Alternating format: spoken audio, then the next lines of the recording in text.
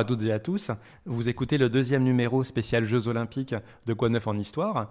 Le premier était consacré à une biographie d'Alice Milia, une pionnière du sport féminin. Je suis Rassan Moubarak et je reçois aujourd'hui Fabien Archambault, auteur des Légendes du siècle, une histoire des Jeux en 12 médailles aux éditions Flammarion. Bonjour Fabien Archambault. Bonjour. Vous êtes maître de conférences en histoire contemporaine à l'université Paris 1 Panthéon-Sorbonne. Vous avez publié précédemment, toujours chez Flammarion en 2022, Coup de sifflet, une histoire du monde en 11 matchs. Donc vous poursuivez dans cette voie de feuilleton sportif. On y rencontre, et là je lis la 4e de couverture, une joueuse de tennis française, une sauteuse en hauteur canadienne, des volleyeuses japonaises, un marathonien éthiopien, des étudiants afro-américains, etc., etc. Mais ce livre, ça n'est pas une simple juxtaposition de récits individuels. Quelle a été votre idée directrice dans ce travail ? L'idée directrice, c'était d'arriver à faire une histoire des Jeux qui soit accessible. C'est que j'ai souvent été déçu en fait par les histoires de l'olympisme qui peuvent exister, qui font une sorte de glorieuse histoire où on fait olympiade par olympiade tous les 4 ans et qui sont souvent assez rébarbatives parce que ça peut tourner assez vite au catalogue de médailles à chaque olympiade. Et à mon avis, ça masque des grandes évolutions. Et donc c'est ce que j'essaye de distiller en fait tout au long des 12 médailles. C'est l'idée qu'il y a des grandes phases, c'est-à-dire que tous les jeux ne se valent pas. Il y a des grandes phases, j'en ai en gros identifié 3 ou 4, on va dire. On retrouve dans le livre certains passages obligés. Alors, il y en a 2 que je vais citer. Il y a les Jeux Olympiques de Berlin de 1936, qui sont restés dans la mémoire collective comme la victoire de Jesse Owens sur Hitler, mais vous montrez que c'est évidemment un peu plus fin que ça. La deuxième, c'est Mexico 1976, avec le point ganté levé de Tommy Smith et de John Carlo sur le podium du 200 mètres. Et on comprend à la lecture du chapitre pourquoi ils n'ont pas le même bras levé. L'un, c'est le poignet droit et l'autre, c'est le poignet gauche. Mais il y a des histoires plus insolites, plus méconnues. Comment vous les avez sélectionnées ? Alors l'idée, c'était, comme vous le dites, de revisiter des passages obligés, des grands moments de l'olympisme qui ont contribué à cette glorieuse histoire de l'olympisme et qui sont en partie une construction du comité olympique lui-même, notamment ce que vous dites sur les Jeux de 36, avec la victoire supposée de Jesse Owens sur Hitler, qui en fait est une construction a posteriori des Américains qui contrôlent alors déjà le CIO, et après 1945, ça la fout un peu mal d'avoir lutté contre le boycottage des Jeux qui auraient pu avoir lieu en 1936. Donc voilà, en gros, ces grandes histoires qu'il s'agissait de revoir, et ensuite essayer qu'il y ait autant d'hommes que de femmes, qu'il y ait toutes les disciplines et pas seulement l'athlétisme, parce que un des grands sports des Jeux Olympiques, c'est l'athlétisme, et tous les continents, c'est-à-dire des Asiatiques, des Africains, des Américains, Nord- et Sud-Américains, etc. Parmi les marronniers médiatiques de chaque Olympiade, Fabien Archambault, il y a la discussion sur le fameux esprit de Coubertin. Et c'est aussi l'objet du premier chapitre. Quel état d'esprit anime Coubertin quand il préside à la fondation du CIO et à la renaissance des Jeux Olympiques à l'ère contemporaine lors de sa conférence à la Sorbonne en juin 1894 ? C'est pas du tout l'esprit qu'on lui prête aujourd'hui. Oui, en gros, le projet olympique est exactement l'inverse de ce qu'il est aujourd'hui. Aujourd'hui, c'est l'amitié universelle, la fraternité entre les peuples par le biais du sport. À l'époque, c'est exactement l'inverse.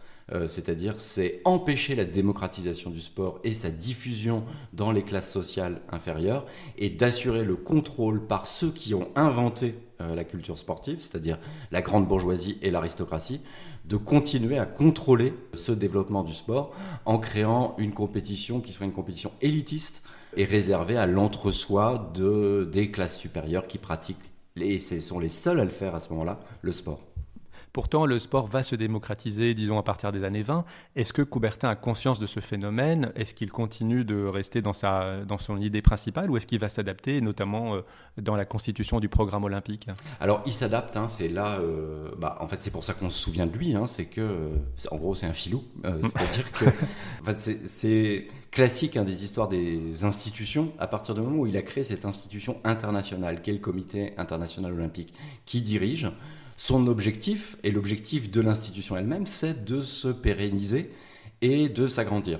Et donc, il comprend très bien qu'à la fois, il y a un contexte social, c'est-à-dire de démocratisation des sports, qui est énorme, en gros, au début des années 20.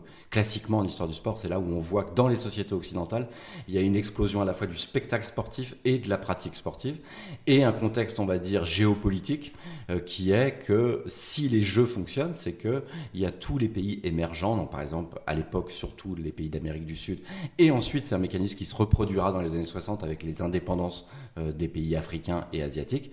En gros, les jeux, pour exister, doivent devenir la vitrine symbolique de l'affrontement entre les nations. Vous avez parlé de l'Amérique du Sud, et quand on pense aujourd'hui à l'Amérique du Sud, on pense au football, évidemment. Et on voit que l'histoire de l'olympisme, c'est aussi une lutte d'influence ou de pouvoir entre le CIO et les instances, les fédérations internationales qui régissent chaque sport. Et le football est un exemple intéressant à mon sens, parce qu'on voit que l'Uruguay est championne olympique en 1924 et 1928, puis devient la première championne du monde de foot lors de la Coupe du monde de football organisée par la FIFA en 1930. Est-ce qu'on peut dire quelle est la place du football au sein de l'olympisme dans ces années 20-1930, et en quoi cette rupture entre le CIO et la FIFA est importante? Alors le football aux Jeux Olympiques, c'est dans ce processus de démocratisation du sport, c'est le principal sport qui attire du public aux Jeux Olympiques.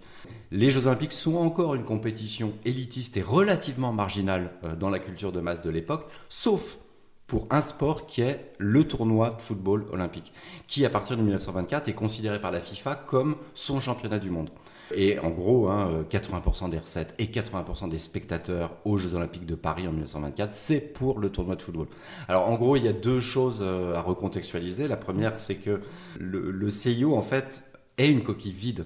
C'est-à-dire que l'organisation des Jeux, c'est juste qu'il propose aux fédérations internationales d'organiser leur propre championnat du monde, toutes ensemble, dans un même lieu, ce qui rendra la chose possible, vu l'état des finances de chacune, les difficultés de communication, de transport de l'époque.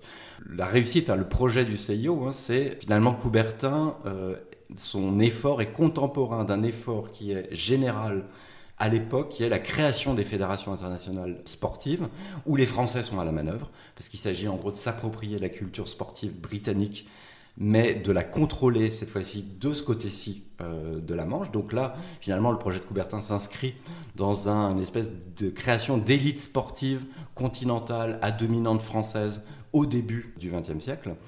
Et ensuite, le problème, c'est que ces fédérations internationales, certaines reconnaissent l'autorité du CIO dans la conduite du sport mondial, et d'autres se dérobent pour des raisons différentes. Alors, il y a la Fédération internationale de tennis, qui est une des plus puissantes de l'époque, qui, elle, en fait, n'a pas besoin des Jeux pour exister, puisqu'elle a déjà Wimbledon, qui est son championnat du monde, et la FIFA, qui, devant le succès de son championnat du monde organisé dans le cadre olympique, se dit, tout cet argent, on va le garder pour nous.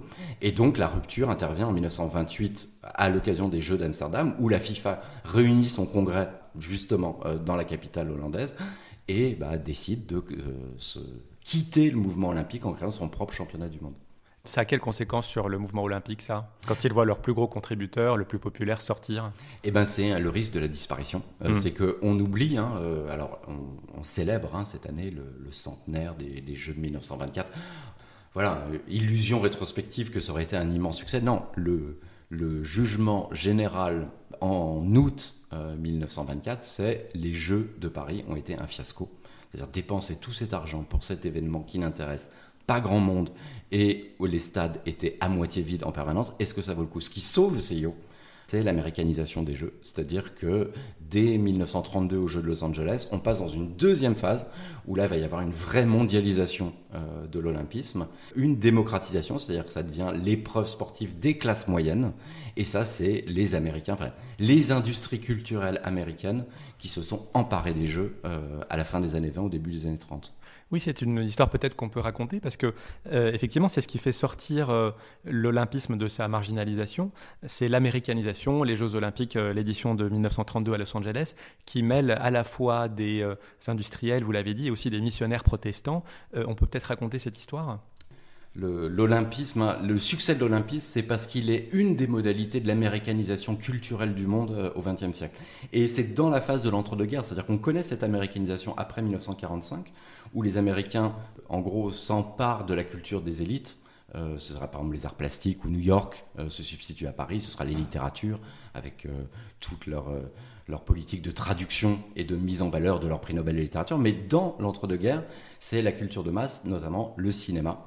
Et les Jeux de 1932 sont une des modalités de cette expansion de cette culture de masse américaine. Johnny Weissmuller, donc le héros de la natation des Jeux de Paris en 1924, qui était un héros qui n'en était pas un. Ses exploits étaient restés, l'écho de ses exploits était resté assez limité.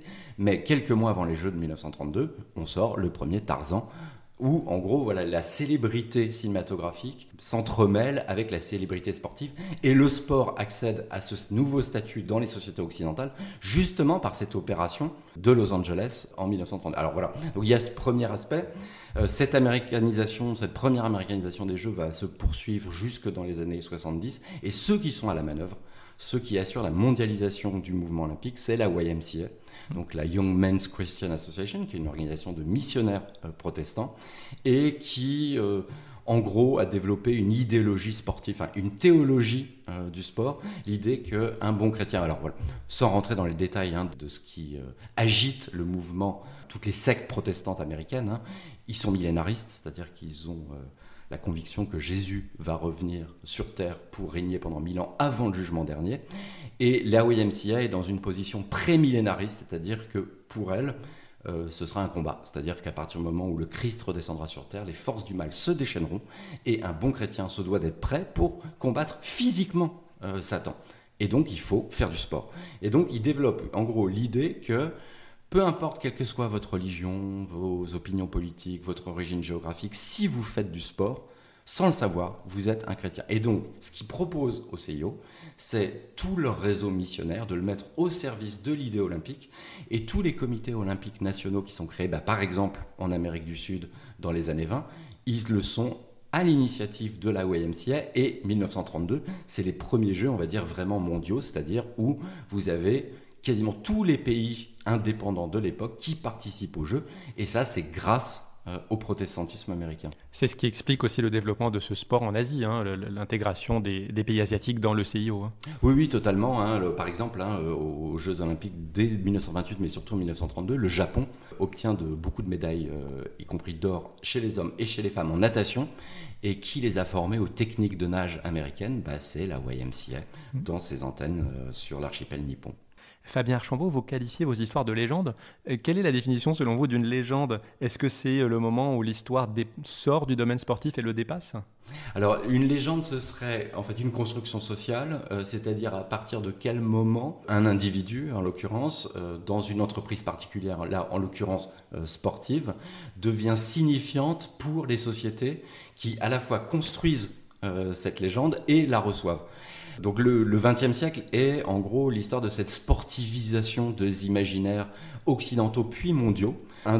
C'est une histoire que je raconte dans le livre, qui est située en Finlande, c'est-à-dire que la bourgeoisie finlandaise, qui veut son indépendance, donc qui l'avait acquis par rapport à la Suède au début du XIXe siècle, puis face à la Russie, puis l'URSS au début du XXe siècle, justement c'est par le sport en partie qu'elle bâtit un projet de construction de l'identité nationale qui repose en partie sur l'idée qu'on existera sur la carte du monde parce qu'on aura gagné des médailles olympiques. Et ça, ce mécanisme va se reproduire en fait dans tous les pays qui commencent soit à émerger sur la scène mondiale, donc c'est toute l'Amérique du Sud, soit qui accéderont à l'indépendance dans la suite du siècle. Alors, bien que l'olympisme se proclame apolitique, personne n'est dupe, on le voit aussi actuellement avec l'exclusion des athlètes russes. Et en réalité, à vous lire, c'est justement parce que le sport est politique qu'il forme en fait une caisse de résonance et que ça contribue à le fixer dans la mémoire collective. Oui, totalement. C'est-à-dire que la réussite du projet coubertinien originel, c'est que à partir de 1920, aux Jeux d'Anvers, les athlètes ne sont plus considérés comme des compétiteurs individuels, ce qu'ils étaient, c'est-à-dire en gros les membres d'une espèce d'aristocratie sportive cosmopolite et transétatiques des sociétés occidentales du début du XXe siècle, mais deviennent les représentants d'une nation. Et à partir du moment où le prestige de la nation est en jeu dans ces compétitions-là, ça veut dire que les États vont investir pour préparer les athlètes. Donc en gros, si les Jeux continuent à exister, c'est parce qu'ils sont très politiques. C'est la politisation de l'olympisme qui est à l'origine de son succès. Mais ça reste un risque pour l'olympisme, c'est-à-dire que trop de politisation risque de le tuer.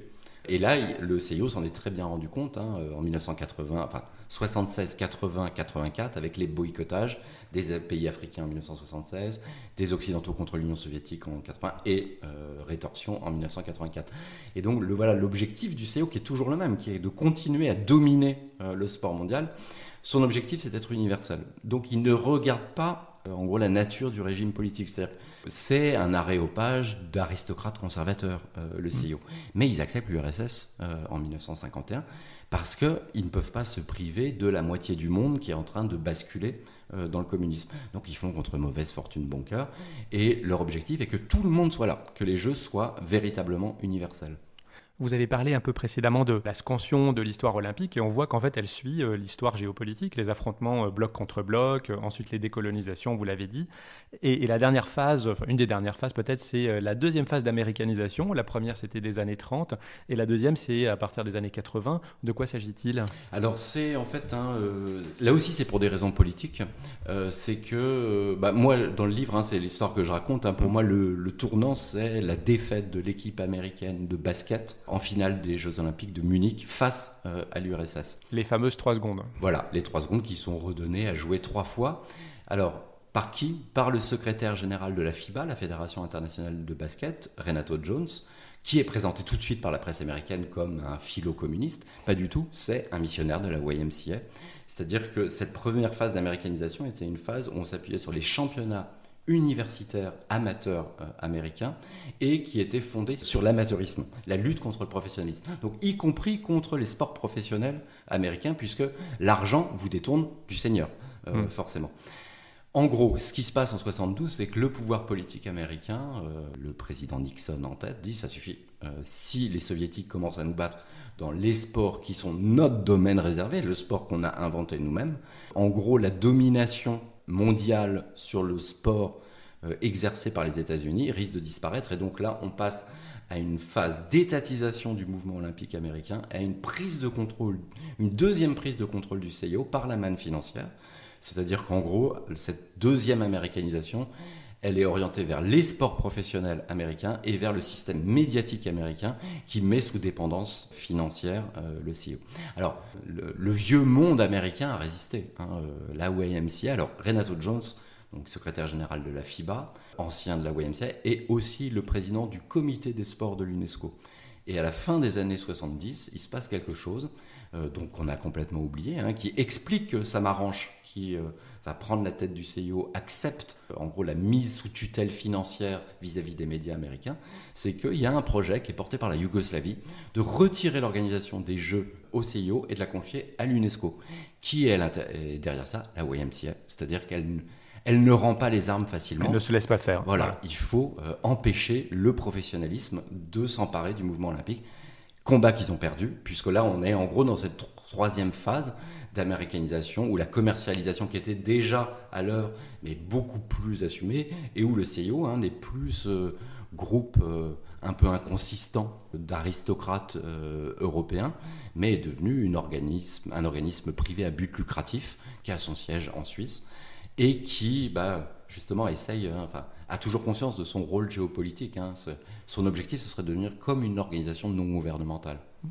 Est-ce qu'aujourd'hui, les Américains ont encore la mainmise sur le mouvement olympique ? On l'a vu à Atlanta en 96, la ville de Coca-Cola, mais depuis, est-ce que vous avez encore l'impression que les médias américains, les décideurs américains ont finalement la dernière main sur l'organisation du mouvement ? Oui, c'est-à-dire que largement.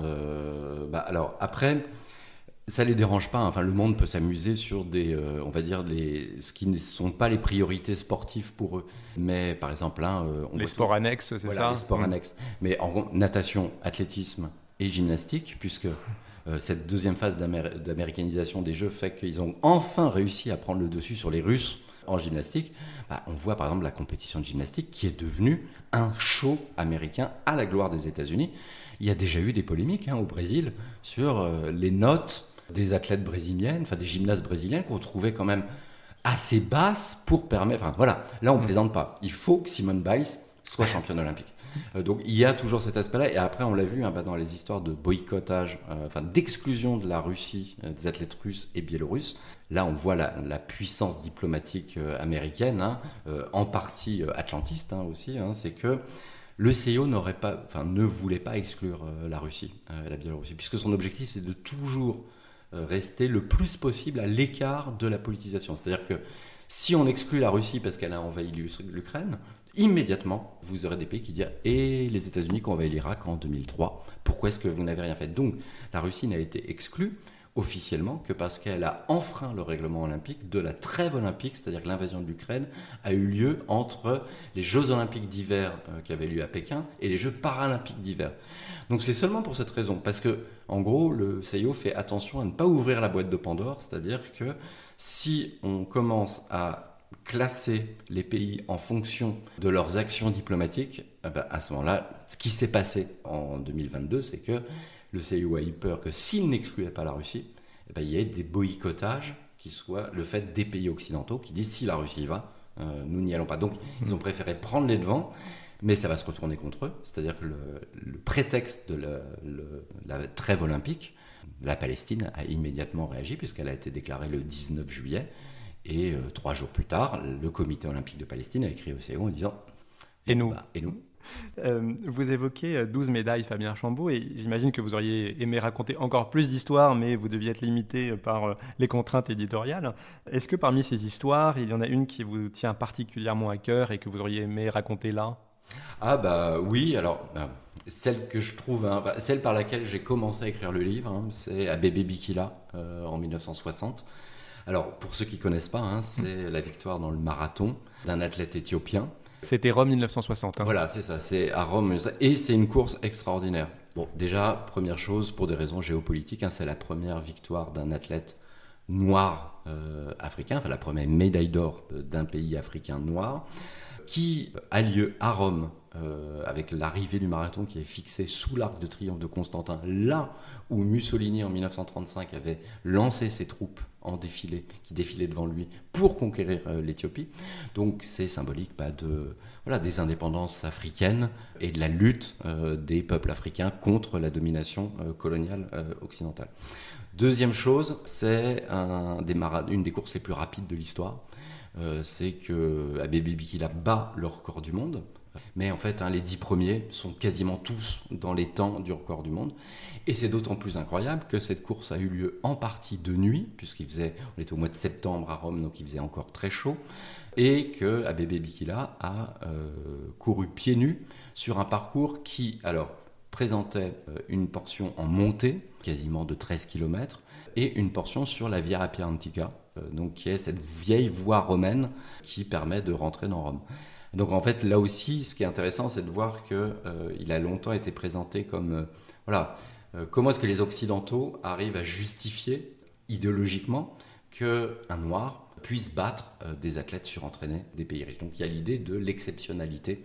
En gros, ce serait un fils de berger sur les hauts plateaux qui court pour aller sur les champs, à l'école, etc. En fait, non, c'est le produit, comme en Europe, d'une politique sportive précise qui vise à gagner des médailles, qui est mise en œuvre par Haïlé Sélassié dès le début des années 50, et quand il connaît le parcours du marathon avec l'arrivée qui est fixée à l'Arc de Triomphe de Constantin, il se renseigne auprès des instructeurs de l'armée éthiopienne, qui sont des Suédois ou des Finlandais, et donc qui ont les techniques qui ont été développées justement par les Finlandais ou les Suédois pour obtenir des médailles dans les années 10 et dans les années 20.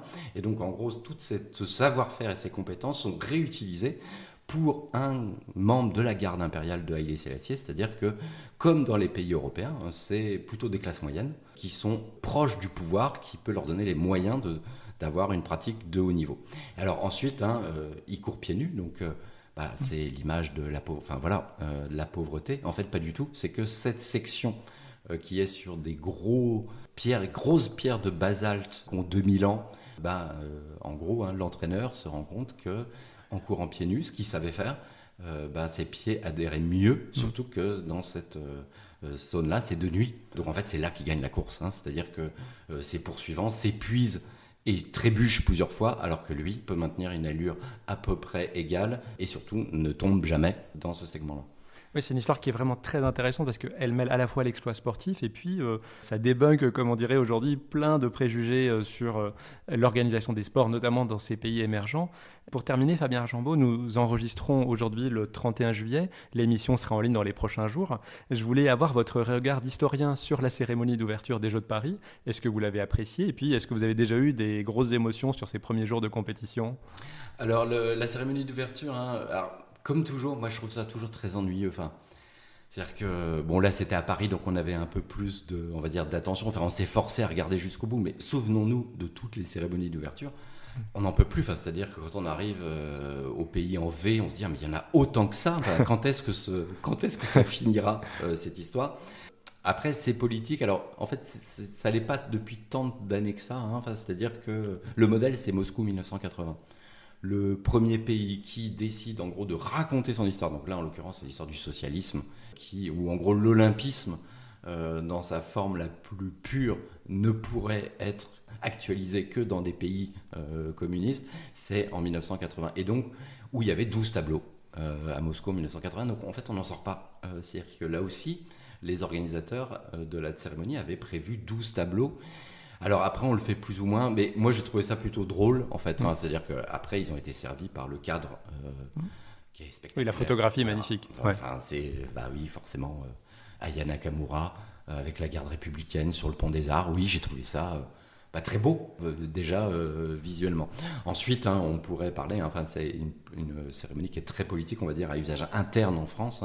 C'est-à-dire qu'ils ont mis un coup de barre à gauche, on va dire, dans la provocation contre ce qui serait supposé être l'idéologie de l'extrême droite en France, donc d'exclusion et raciste. Donc là, ils y sont allés fort.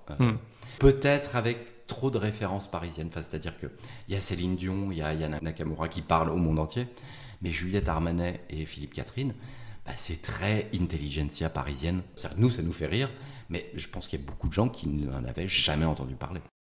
Et sur les premières médailles des Bleus? Alors les premières médailles, parce que c'est quand même très chauvin ces Jeux. J'ai eu l'occasion d'aller voir quelques épreuves. C'est pas du tout la fraternité entre les peuples. C'est son pays d'abord, quelle que soit la nationalité. Oui, alors deux choses. Je suis allé voir le rugby à 7. Alors effectivement, déjà c'est pas le football. C'est-à-dire qu'on voit que c'est les classes moyennes qui sont là. C'est-à-dire que et ça se ressent dans l'ambiance du stade. C'est-à-dire par rapport quand on va voir des matchs du PSG au Parc des Princes, où là il y a une tension. Même par rapport aux forces de l'ordre, où en gros les supporters sont a priori considérés comme potentiellement dangereux. Là, non, on est entre nous, tout va bien se passer. Il y a les enfants, des familles. Il y a les enfants, des familles, et de toute façon, vu le prix des places. Et effectivement, une sorte de chauvinisme populaire, plutôt bon enfant, c'est-à-dire qu'il n'y a pas vraiment d'agressivité. Enfin, si, contre les Argentins, on les siffle, mais c'est plus pour rigoler, etc. Mais effectivement, une sorte de chauvinisme qui... sans aucune vergogne, c'est-à-dire que alors je suis allé voir le ping-pong où moi je connaissais assez mal les frères Lebrun et quand est arrivé alors c'était Félix Lebrun, une espèce de c'est une rockstar. La salle s'écroulait, je me dis mais qu'est-ce qui leur arrive? Et en fait une fois qu'il avait fini son match ils sont partis. En gros voir la roumaine contre la taïwanaise, ça les intéressait moins. Oui, puis dans le ping-pong, d'ailleurs, ce qui est drôle, c'est que pendant que les Lebrun jouent et que tout le monde encourage, il y a quand même 2 autres tables qui jouent et tout le monde s'en fout. Ah oui, ça, les pauvres, eux heureusement, ils gagnent rapidement, donc les autres après sont rassurés, ils vont pouvoir jouer tranquillement, quoi, en fait. En tout cas, ce livre, Fabien Archambault, il se lit même pour ceux qui ne sont pas amateurs de sport, parce que ça mêle du sport, de la politique, des relations internationales. Je rappelle le titre de votre livre, Fabien Archambault, Les légendes du siècle, une histoire des Jeux en 12 médailles, paru chez Flammarion, donc déjà disponible en librairie, bien évidemment, en cette période de jeu. Je vous remercie d'avoir consacré un peu de temps, d'avoir sauté peut-être 1 ou 2 épreuves pour venir en parler au micro. Et je vous souhaite de terminer la compétition avec beaucoup de médailles. Merci à vous. Et quant à vous, chères auditrices et auditeurs, je vous donne rendez-vous bientôt pour un prochain épisode. Merci.